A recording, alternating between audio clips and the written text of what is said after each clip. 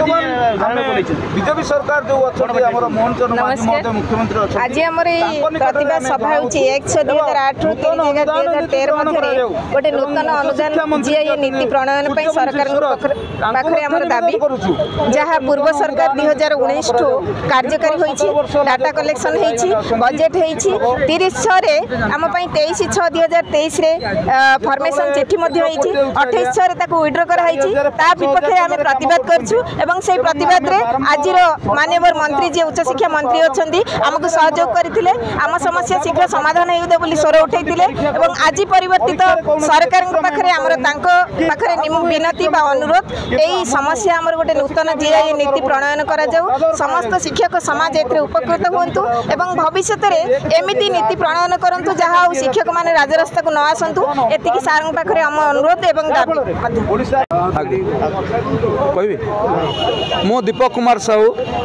non government aided and unaided higher secondary school and colleges teaching and non teaching employees association नाहटिया रो सभापति अच्छी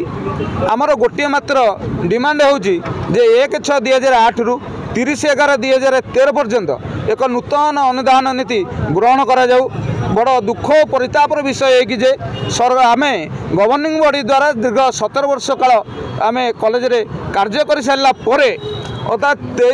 24/6/2023 रे उच्च शिक्षा विभाग तरफ एक नूतन अनुदान नीति ग्रहण कर आमर नोटिफिकेशन होता बा एक चिठी प्रकाश पाई किंतु बड़ दुख परितापर विषय 4 दिन पर अर्थात 28/6/2023 ये चिठी को प्रत्याहार कर निगला एवं दाबी पुनर्बार जो आरंभ कलु सरकार निकट में बीजेडी गवर्नमेंट से थिला एवं इंटर मिनिस्ट्रियल कमिटी गोटे गढ़ला एवं संघ को डाकी ता सहित आलोचना कला एवं आलोचना कला परे कौन तार फल आसला नहीं बर्तमान परिवर्तन सरकार होती जो बीजेपी सरकार आसी ओडिशा को एक विकसित ओडिशा गठन करिवार जो स्वप्न देखी एवं शिक्षा एवं जो स्वास्थ्य को जी गुरुत्व देउछि यह उच्च शिक्षा विभाग एक विडंबना अच्छी तेणु 1/6/2008 रु 30/11/2013 पर्यंत एक नूतन अनुदान नीति प्रणयन कर दीर्घ 17 वर्षर जो